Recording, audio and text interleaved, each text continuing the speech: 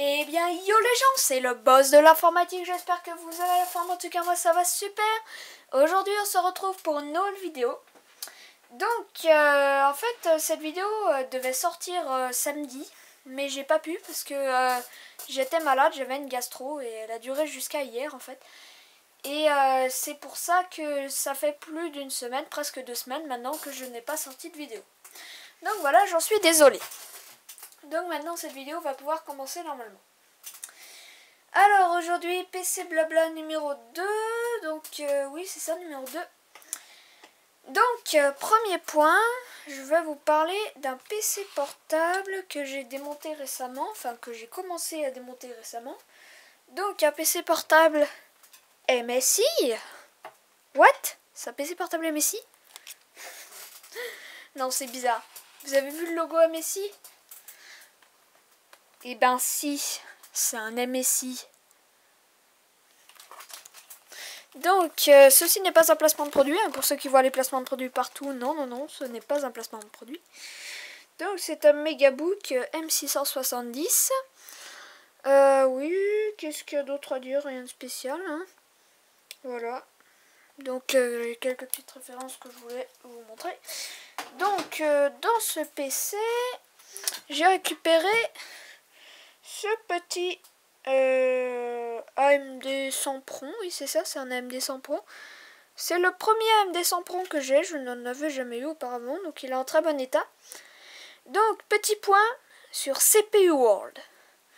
Qu'est-ce que CPU World? Donc, CPU World, pour ceux qui connaissent, je pense que ça leur sert pratiquement tous les jours, je pense. C'est vachement bien. Si j'avais à vous faire une mise à jour, une mise au point dessus, ce serait pas du luxe. Non, je vais pas y arriver, bon tant pis. Donc CPU World, c'est un site internet, je vous mets le lien dans la description, qui en gros c'est une espèce d'encyclopédie de... ouais c'est ça, une encyclopédie de CPU en gros, où il y a à peu près tous les CPU qui ont existé depuis le paléolithique jusqu'à maintenant, même si je pense que les CPU en silex ne vous intéressent plus beaucoup. Ah ah ah, la blague nulle. Voilà. Donc oui, c'est vraiment très pratique quand on veut savoir la fréquence d'un CPU, ou alors sa date de parution, je vais dire, de fabrication, enfin voilà, très pratique. Donc pour en revenir à notre petit PC, donc j'ai trouvé ça, et puis là, dilemme. Donc j'ai récupéré ceci, ça fait partie de mon dilemme, hein, c'est pour ça que je vous le montre. Donc c'est une carte Wi-Fi assez commune, disons, sur port machin, je sais même pas ce que c'est. Donc c'est une dynamique E150 630, ouais c'est ça. Donc une carte Wi-Fi, voilà, donc les deux antennes se branchent là, et puis voilà, enfin tout ce qu'il y a de plus classique. Mais là où ça devient bizarre, c'est que c'est quoi? What? Ce n'est pas une carte Wi-Fi, hein. Ça provient du même ordinateur, je précise, le MSI de tout à l'heure. Donc ça peut pas être une carte Wi-Fi. Ensuite, ce PC, je pense qu'il doit dater de 2005, 2006 grand max. Donc ça peut pas être du Bluetooth, à mon avis. Donc qu'est-ce que c'est que ce truc? Enfin, je sais pas en fait. Je sais pas de quand il date ce PC, mais le fait est que je sais absolument pas ce que c'est. J'ai cherché sur internet, j'ai cherché. Tout ce que j'ai trouvé, c'est un mec qui le vendait à 2 € en disant module du Megabook M670, parce qu'il savait même pas comment ça s'appelait. Donc voilà. Truc vraiment bizarre. Hein. Donc si vous avez des pistes, hein, n'hésitez pas à me les dire en description. Ensuite, donc j'ai récupéré ce petit PC, donc petit non, c'est une grosse tour énorme, voilà, un ordinosaure comme d'hab. C'est un je ne sais pas quoi, avec un je sais pas quoi dedans, avec je sais pas combien de mémoire vive et je sais pas combien d'espace de stockage, voilà. Non, en fait c'est un ordi que j'ai récupéré en entreprise en fait. Ce qui peut expliquer l'absence totale de marques et de détails techniques. Ah si, donc si, je sais quand même que c'est un Intel Pentium 3, Pentium 4 dedans, grâce à une étiquette à l'arrière de la bête. Mais bon, j'en sais pas plus en fait, j'en sais même absolument rien sur lui, il n'y a absolument aucune marque. C'est pas un Compaq, c'est pas un Dell, c'est pas un IBM, c'est pas un... Enfin voilà, c'est vraiment bizarre. Complètement barré l'ordi quoi. Donc il y a ça, voilà, je sais pas ce que c'est, ça m'a l'air d'un rack pour disque dur externe ou je sais pas. Voilà. Donc il y a quand même un lecteur de disquette, hein, donc c'est quand même pas tout vieux. Excusez-moi. Donc voilà. J'ai envie d'éternuer, mais je n'éternue pas quand j'essaie d'éternuer. Excusez-moi. Donc ensuite je voulais vous parler de ce canard PC hardware qui parle de Mac. Je répète, ce canard PC hardware qui parle de Mac.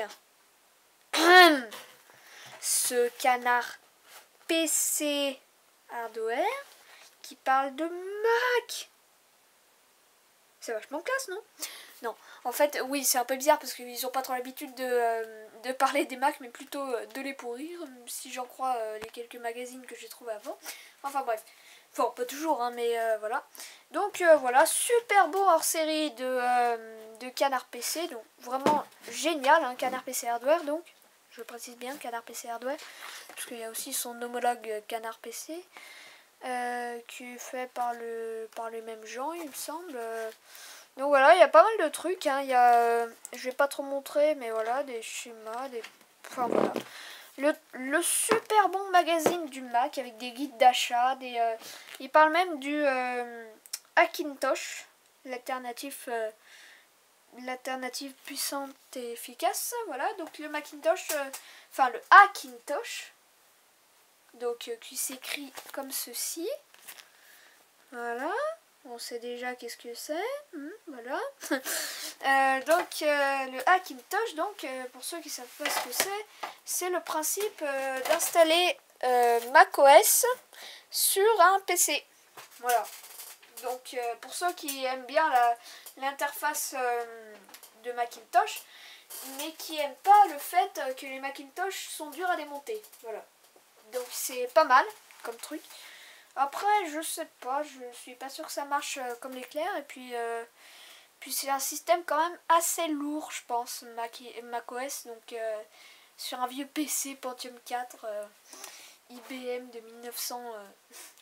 1998, je pense que c'est pas de bonne idée. Enfin bref. Voilà, donc passons au truc suivant. J'ai récupéré ça. Donc c'est un CD. Qui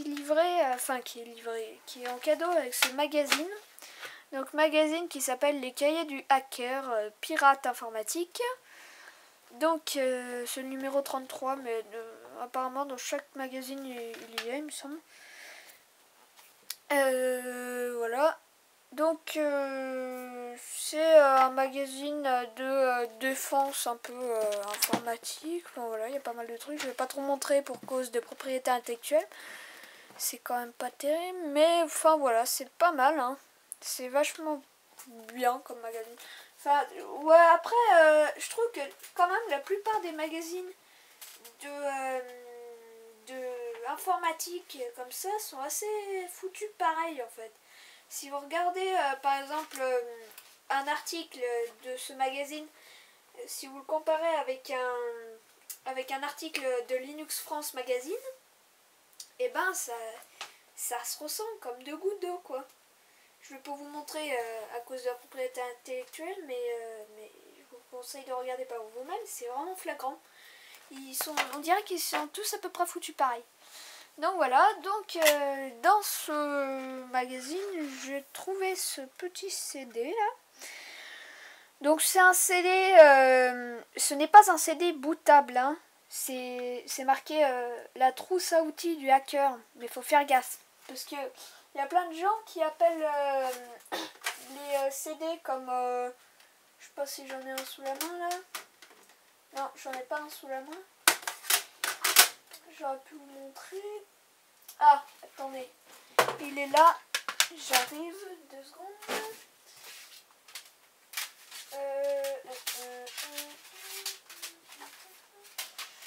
Oui, donc je l'ai pas sous la main. Donc des CD comme Iron's Boot CD, Tutu Linux, UBCD.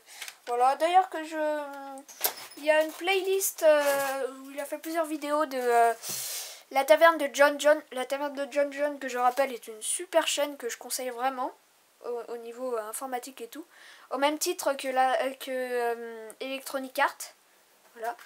Donc il a fait une super playlist sur les CD de boot. Il a fait il a appelé ça les CD de boot justement. CD de boot. Voilà, donc vous pouvez aller chercher, je vous mettrai le lien dans la description à la fin de la vidéo, tiens. Oui, c'est une super playlist. C'est des vidéos un peu longues. C'est ça qui est un peu dommage, je trouve, parce que du coup, ça fait un peu oulala, mais elle dure 1 heure cette vidéo, je vais pas la regarder jusqu'au bout. Et c'est vrai que du coup, même si vous arrivez avec l'UBCD et que vous savez rien, enfin vous savez pas vous servir des utilitaires. Après, c'est assez intuitif, hein, mais il faut juste comprendre comment marchent les utilitaires. Et puis il y en a certains, genre par exemple, il y a un utilitaire où il faut pour avoir accès au menu, il faut faire Alt 7, il me semble. Ouais, c'est ça, Alt 7. Sauf non, Alt F, pardon, Alt F, il faut faire. Sauf que le seul problème, c'est que c'est marqué absolument nulle part sur l'accueil de ce logiciel qu'il faut taper F7 pour F Alt 7, Alt F, merci, j'arrive plus à parler. Donc, et qu'il faut faire Alt F pour accéder dans ce logiciel. Donc je disais, je suis en train de me perdre là. Et du coup, il est absolument impossible de s'en servir. Donc ça, c'est des CD de boot, c'est-à-dire que vous démarrez dessus à la place de vos systèmes d'exploitation. Mais ça, je précise bien, ce n'est absolument pas un CD de boot. Hein.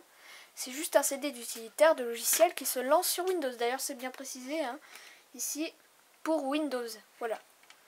Donc il y a des utilitaires pour graver des images ISO, pas mal, il y a plusieurs trucs. Hein. Franchement, un CD assez bien à avoir souvent sous la main. Enfin voilà. Donc il n'est pas donné dans une boîte comme ça. Hein. Il est donné dans un truc plastique comme ça. Voilà. Et donc avant la fin, je voulais vous dire vite fait que j'ai trouvé un Intel Pentium 4 encore. Hein. Voilà, donc un nouveau petit processeur qui arrive dans ma boîte, voilà, donc qui ressemble comme 2 gouttes d'eau à un que j'avais déjà d'ailleurs. Donc celui-là c'est celui que j'avais déjà et celui-là c'est le nouveau.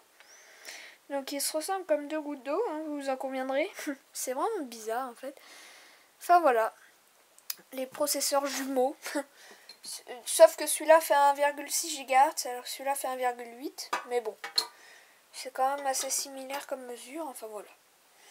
Donc voilà, cette vidéo s'achève ici. J'espère que cette vidéo vous aura plu. Si c'est le cas, laissez un pouce bleu et abonnez-vous. À la prochaine sur YouTube. Ciao.